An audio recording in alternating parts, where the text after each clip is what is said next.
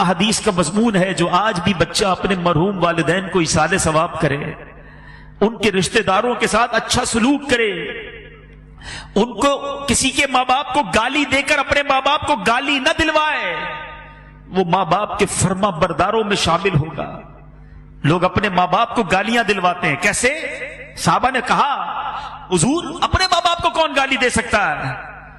اللہ کے حبیب نے فرمایا دوسرے کے ماں باپ کو گالی دیتے ہیں لوگ، پھر ان کے ماں باپ کو گالی دیتے ہیں۔ گالیاں دینے والوں ماں بہن کی گالیاں دیتے ہو، زبان لٹک نہیں جاتی؟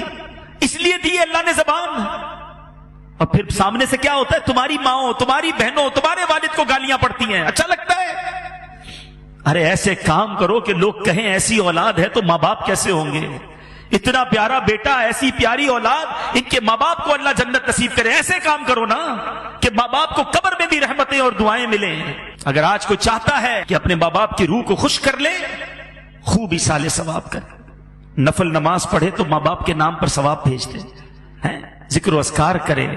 ماں باپ کی بارگاہ میں نامہ اعمال پیش ہوتے ہیں، یاد رکھنا گناہ نہ کیا کرو۔ ہمارے گناہ جب ماں باپ کے پاس جاتے ہیں تو ماں باپ غمگین ہو جاتے ہیں۔ خوش نصیب ہے وہ ماں باپ جن کی اولاد نمازی ہے، عبادت گزار ہے، دین کا کام کرنے والے، صدقہ خیرات کرنے والے ہیں۔ جب ان کے پاس بچوں کے اعمال جاتے ہیں تو قبر میں خوش ہو جاتے ہیں۔ ابھی بھی دکھ پہنچاتے ہیں ماں باپ کو۔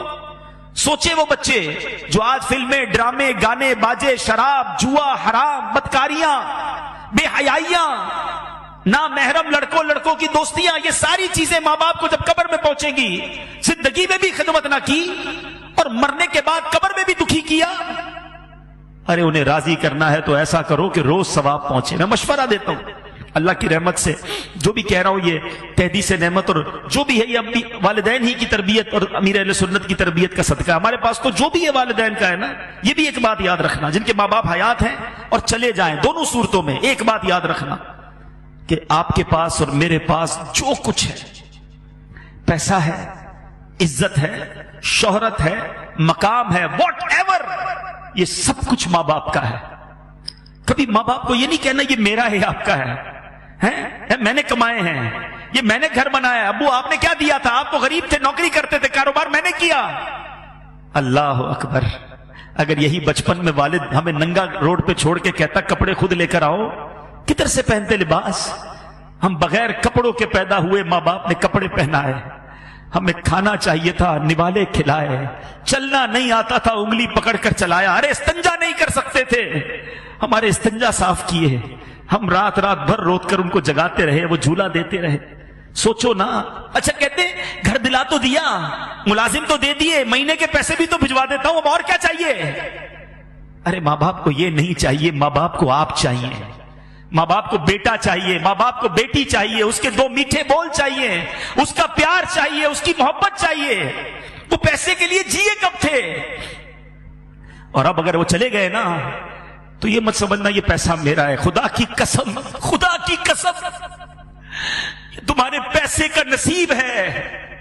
اگر تمہارا پیسہ ماں باپ کے لیے کسی جگہ استعمال ہو جائے، ماں باپ پر خرچ ہو جائے اور زندگی میں خرچ ہو جائے، تو خوش نصیب ہے وہ بچہ کہ کبھی ماں باپ کو کچھ لا کر کھلائے، کبھی ماں باپ کو کچھ اچھا پہنائے، کبھی ماں باپ کو کوئی تحفہ دے۔ اس سے زیادہ خوش نصیب کوئی نہیں ہے۔ ساری زندگی جنہوں نے مجھے پہنایا، جنہوں نے کھلایا، آج اللہ نے موقع دیا کہ میں ان کو کچھ پیش کر سکوں، اور اگر اس وقت نہ کر سکے، اللہ نے بعد میں مال دے دیا ہے، اللہ نے بعد میں نواز دیا ہے نا، تو آج کر لو نا، بھیجو نا ثواب انہیں، صدقہ کر کے، خیرات کر کے۔ مشورہ دیتا ہوں ماں باپ کے نام کی مسجد بناؤ، اللہ نے دیا ہے نا، اللہ بڑا کریم ہے، صرف ماں باپ کو ثواب نہیں ملے گا۔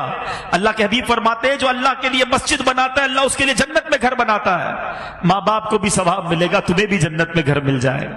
اور ہم نکمے روز ثواب نہیں پہنچائیں گے، مسجد والے روز ثواب پہنچائیں گے۔ مجھے جب بھی فیضان جیلان دیکھتا ہوں، اس مسجد میں جب بھی آتا ہوں، مجھے سکون ہوتا ہے کہ انشاءاللہ یہاں ہونے والی ہر نماز میں میرے والد کو ثواب ملتا ہو، یہاں ہونے والے ہر اجتماع میں میرے والد کو، مجھے بڑی امید ہے، مجھے یاد ہے وہ سارے دن کہ اس مسجد میں کتنے نمازی تھے اور کس طرح ابو آتے تھے، کس طرح ہماری ہمتیں بڑھاتے تھے۔ مجھے ایک صاحب ملے، مرنے کے بعد بہت ساری باتیں پتہ چلتی، اسلم ڈیڈی ماشاءاللہ اس مسجد میں، وہ بھی ہمارے بہت اچھے ساتھیوں میں سے تھے، آج کل فیصلہ آباد میں ہے۔ مجھے ان کا میسج آیا کہتے عبدالحبیب بھائی یوں تو آپ کے والد صاحب کی بہت ساری یادیں ہیں، مگر ایک بار فیضان جیلان مسجد، جب یہاں گھر تھا، یہ مسجد گھر کے اندر تھی، تعمیر نہیں ہوئی تھی، چھوٹا سا ایک گھر تھا، تو کہتے اتنی بارش ہوئی کراچی میں کہ پانی بھر گیا، ساری رات بارش ہوتی رہی. کہتے میں بڑی کوشش کر کے پانی میں سمجھ لیں گاڑی بھی میری ڈوبنے لگی، بڑی مشکل سے، گھر تھوڑا دور تھا ان کا، میں فجر کی نماز کے لیے یہاں پہنچا، میں تھا، میرا ایک بیٹا ساتھ تھا یا 2 بچے ساتھ تھے. کہتے مسجد میں آیا، کوئی نہیں تھا سوائے آپ کے والد صاحب کے. یہ اب بتایا انہوں نے والد صاحب کے انتقال کے، بولا اکیلے آپ کے والد صاحب بیٹھے تھے اور انتظار کر رہے تھے کوئی نمازی آ جائے تو ہم جماعت سے فجر ادا کر لیں. تو اللہ تعالیٰ ان کو جنت الفردوس میں اعلیٰ مقام عطا. ابو کی تو اب یادیں ہی رہ گئی، مگر اب میں یہ چاہتا ہوں، ہماری تو وہ دولت چلی گئی. جس کے پاس ہے قدر کر لو، دعائیں لے لو. صلو علی الحبیب صلی اللہ تعالی علی محمد. مجھے اپنی اور ساری دنیا کے لوگوں کی اصلاح کی کوشش کرنی ہے.